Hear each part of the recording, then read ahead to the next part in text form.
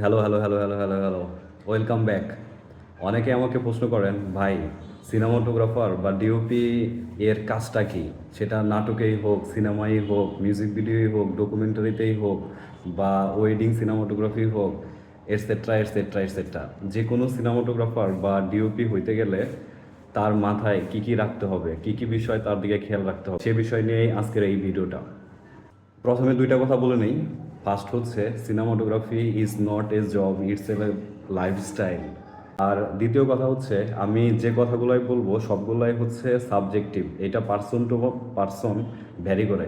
আমার কাছে যেটা সুন্দর, আরেকজনের কাছে সেটা সুন্দর নাও হতে পারে, বা আরেকজনের কাছে যেটা সুন্দর সেটা আমার কাছে সুন্দর নাও লাগতে পারে। তো এইটা পার্সন টু পার্সন ভ্যারি করে। প্রত্যেকটা মানুষের ইন্ডিভিজুয়ালি আছে, ইন্ডিভিজুয়ালি এথিক্স আছে, তো সব মিলিয়েই। বাট বেসিক সব মানুষেরই প্রায় কাছাকাছি। এই যেগুলো জিনিস না জানলেই নয়, সেগুলো নিয়েই আজকের আলোচনা। শুধুমাত্র ক্যামেরা এক জায়গায় প্লেসমেন্ট নয়, সেটার সাথে আনুষঙ্গিক অনেক কিছুই ডিপেন্ড করে। প্রথমে হচ্ছে স্টোরি। আমরা প্রথমেই যেটা দেখি সেটা হচ্ছে, প্রথমেই হচ্ছে গল্পের হচ্ছে স্টোরি। স্টোরিটা পুরোপুরি এই যে এরকম একটা লেখা থাকে, লিখিত একটা স্টোরি থাকে। এই স্ক্রিপ্টটা যদিও আলাদা, যাই হোক, এরকম একটা গল্প থাকে। তো এই গল্পটাকে আমরা হচ্ছে কাজ করি স্ক্রিনে কিভাবে দেখানো যায়, ভিজুয়ালি কিভাবে অ্যাপেলিং হয়, আর কিভাবে দেখতে স্মুথ লাগে। এই সবগুলো ব্যাপারই হচ্ছে আমাদের কাজ অ্যাজ এ ডিওপি, সিনেমাটোগ্রাফার, যাই বলেন না কেন, এটা হচ্ছে আমাদের কাজ। তারপরে আসে হচ্ছে এই স্টোরিটাকে আমরা হচ্ছে একটা স্ক্রিপ্টিং করি। গল্পে লেখার মিডিয়া একরকম, স্ক্রিনে দেখার ভাষা অন্যরকম। গল্প লেখে শুধুমাত্র ইমাজিনেশনের মাধ্যমে, কিন্তু যখন আমরা ভিজুয়ালি দেখি তখন একই সাথে আমাদের চোখ এবং কি একই সাথে আমাদের কান, এ দুটাই হচ্ছে একই সাথে কাজ করে। তো সাউন্ড আর ভিজুয়াল দুইটাই হচ্ছে একটা গল্পের জন্য বা একটা ভিজুয়ালের জন্য বা একটা স্টোরির জন্য বা একটা সিনেমার জন্য খুবই ইম্পর্ট্যান্ট। তারপরে হচ্ছে আমরা সেই গল্পটাকে নিয়ে একটা আমরা স্ক্রিপ্টিং করি। স্ক্রিপ্টিংকে আমরা একটা স্টোরি বোর্ড দাঁড় করাই।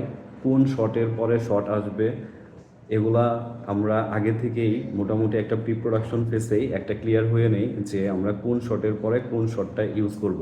ব্লকিং, একটা শর্ট ডিভিশন যখন হয়ে যায় আমরা বুঝতে পারি যে কোন শটটা নিব, এবং কি একটা ইমেজের মধ্যে একটা হিরো বা একটা হিরোইন বা একটা ভিলেন বা আরও আরও যতগুলো ক্যারেক্টার আছে, এই ক্যারেক্টারগুলো একটা ছবির মধ্যে কোথায় দাঁড়াবে, কোথায় থেকে কোথায় হাঁটবে, কোথায় থেকে কোথায় যাবে, তো সব কিছুই হচ্ছে আমরা তারপরে নির্ধারণ করি একটা ইমেজের মধ্যে, যে এই ক্যারেক্টারগুলোর প্লেসমেন্ট। এই প্লেসমেন্ট দেওয়ার পরে আমরা যেটা করি সেটা হচ্ছে লাইটিং। তো এই যে এতগুলা ক্যারেক্টার ইমেজের মধ্যে থাকবে, এই ক্যারেক্টারগুলোর লাইট কোথায় থেকে আসবে, যেহেতু এটা লাইট অ্যান্ড শ্যাডোরই খেলা। তো কোথায় শ্যাডো থাকবে কোন পাশে, আর কোন পাশে হচ্ছে হাইলাইট থাকবে, বা কোন পাশ থেকে লাইট আসবে, কার লাইট কম থাকবে, কার লাইট বেশি থাকবে, এবং কি লাইটের কন্টিনিউটি, প্রথম শটের সাথে দ্বিতীয় শটের কন্টিনিউটি, এগুলোও কিন্তু হচ্ছে একটা ডিওপির মেইন কাজ, এক্সপোজার মিলানো। সেই সাথে আসে হচ্ছে এক্সপোজার। এক্সপোজারটা হচ্ছে যে শাটার স্পিড, আইএসও, অ্যাপারচার, এ তিনটার যে ব্যালেন্সটা, এটা ঠিক আছে কিনা। যদি ঠিক থাকে তাহলে ওকে, রাইট এক্সপোজার। যদি এটা বেশি থাকে তাহলে সেটা হয়ে যায় ওভার এক্সপোজার। আর যদি কম হয় সেটা হয়ে যায় হচ্ছে আন্ডার এক্সপোজার। এইটা ডিপেন্ড করে গল্পের উপরে যে আমরা ওভার এক্সপোজার রাখবো, না রাইট এক্সপোজার রাখবো, না আন্ডার এক্সপোজার। তারপরে আসে হচ্ছে ডেপথ অফ ফিল্ড। আমরা কি ইমেজের কোথায় দেখাইতে যাচ্ছি, আমাদের সেন্টার অফ অ্যাট্রাকশন কোন জায়গাতে, সেটার উপরে কোন জায়গাটা ফোকাস আছে, কোন জায়গাটা ডিফোকাস আছে, সেটাও কিন্তু আমরা নির্ধারণ করি। তারপরে আসে হচ্ছে লেন্স। লেন্স কিন্তু ডিফারেন্ট ডিফারেন্ট লেন্স আছে, wide angle lens, prime lens, zoom lens, etcetera etcetera, বিভিন্ন রকমের লেন্স আছে। একই মানুষকে যেমন একটা লেন্স চেঞ্জ করে হিরো বানিয়ে দেওয়া যায়, তো সেম মানুষটাকেই আবার শুধুমাত্র লেন্স চেঞ্জ করার মাধ্যমে তাকে কমেডিয়ান বানানো যায়। এই স্টোরি বলে দেয় যে কোন লেন্সটা ইউজ করা লাগবে, কোন সময় ওয়াইড অ্যাঙ্গেল হবে, কোন সময় টেলি হবে, বা কোন সময় জুম হবে, বা অ্যানামরফিক, কোন সময় কি হবে সেটা স্টোরি বলে দেয় আসলে। আমরা এটা চুজ করি স্টোরি অনুযায়ী। ক্যামেরা মুভমেন্ট, একটা ক্যামেরা কতটুকু মুভমেন্ট করবে, কোন ক্যারেক্টারের সাথে মুভ করবে, কোন জায়গা থেকে শুরু হবে, কোন জায়গায় শেষ হবে, কতটুকু হবে, সবগুলাই কিন্তু একজন ডিওপি বা একজন সিনেমাটোগ্রাফারের মাথায় রাখতে হয় বা প্ল্যানিং করতে হয় ইনস্ট্যান্ট। সেটা হচ্ছে যে আগে থেকেও হতে পারে, আবার ইনস্ট্যান্টও হতে পারে। সেটা নির্ভর করে হচ্ছে স্টোরির উপরে, লোকেশনের উপরে, রিয়েল লাইফের উপরে। তারপরে যেটা হচ্ছে লাইটের ফিল্টার। যেমন ওই পিছন থেকে যেটা আসতেছে ওইটা কালারটা হচ্ছে ব্লু, আবার এখান থেকে যেটা আসতেছে সামনে থেকে সেটা হচ্ছে একটু ওয়ার্ম।